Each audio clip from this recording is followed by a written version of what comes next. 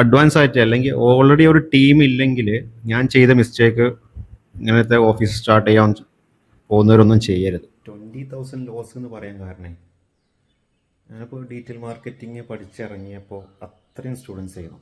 അത്രയും സ്റ്റുഡൻസ് പഠിച്ചിറങ്ങിയിട്ടൊക്കെ ജോലി കിട്ടാനൊക്കെ ഭയങ്കര ബുദ്ധിമുട്ട്. അങ്ങനെ ഇൻ്റർവ്യൂവിന് പോകുന്ന സ്ഥലത്തൊക്കെ 10-15 ആൾക്കാരുണ്ടാവും, എല്ലാം ഡിജിറ്റൽ മാർക്കറ്റിംഗ് പഠിച്ചിറങ്ങിയത്.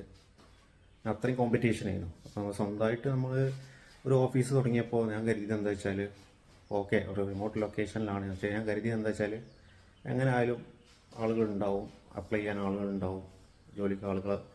കാരണം അത്രയും കോമ്പറ്റീഷനുള്ളൊരു ഫീൽഡായതുകൊണ്ട് തന്നെ ജോലിക്ക് ഇഷ്ടംപോലെ ആളുകൾ കിട്ടാനുണ്ടാവും.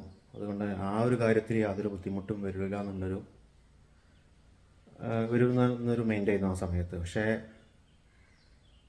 ഈ ലൊക്കേഷൻ്റെ കാര്യത്തിൽ ഇങ്ങനൊരു പ്രശ്നം വരുമെന്ന് പിന്നീട് അപ്ലിക്കേഷനൊക്കെ എടുത്ത് ആളുകൾ ഇങ്ങോട്ട് വരാനൊരു മടിയായി തുടങ്ങിയപ്പോഴാണ് മനസ്സിലായത് ഇവിടെയുള്ള ലൊക്കേഷനെ മാറ്റേണ്ടി വരുന്നു. അപ്പോൾ വണ്ടിയിലെ അപ്പോൾ ആദ്യം സെറ്റായതെല്ലാം പറിച്ചടുക്കി ഇപ്പോൾ ടൗണിലൊരു സ്ഥലം സെറ്റാക്കിയിട്ടുണ്ട്.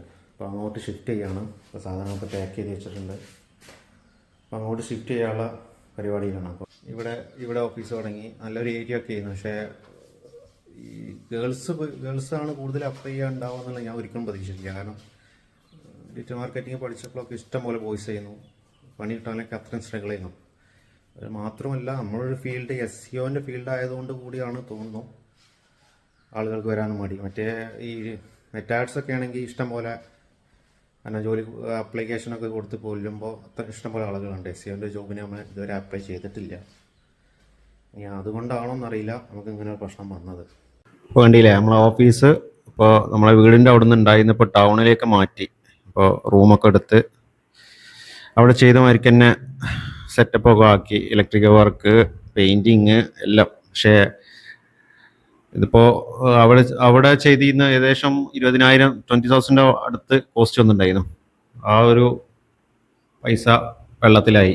ഏതായാലും ഇതിൽ കൂടി ഈ മെറ്റീരിയലൊക്കെ അവിടെ നിന്ന് പറിച്ചെടുത്ത് കൊടുന്ന് ഇവിടെ ഫിറ്റ് ചെയ്താണ്. പെയിൻറ്റിങ് അവിടെ നമ്മൾ പ്രൊഫഷണലിനെ കൊണ്ട് ചെയ്യിച്ചു, ഇവിടെ നമ്മളെ തന്നെ പണിയാണ്. അപ്പം അതിൻ്റെ ഒരു ഇത് കാണുന്നുണ്ടല്ലോ, ആ ഒരു കോലത്തിലുള്ള പെയിൻറ്റിങ് ആയിപ്പോയി. പിന്നെ അത് കാർപ്പറ്റ് കാര്യങ്ങൾ ഇപ്പം എല്ലാം ചെയ്ത് ഇനി ഫൈനലൈസ് ചെയ്തിട്ടുണ്ട്. ഇപ്പോൾ ഫെബ്രുവരി 2 മുതൽ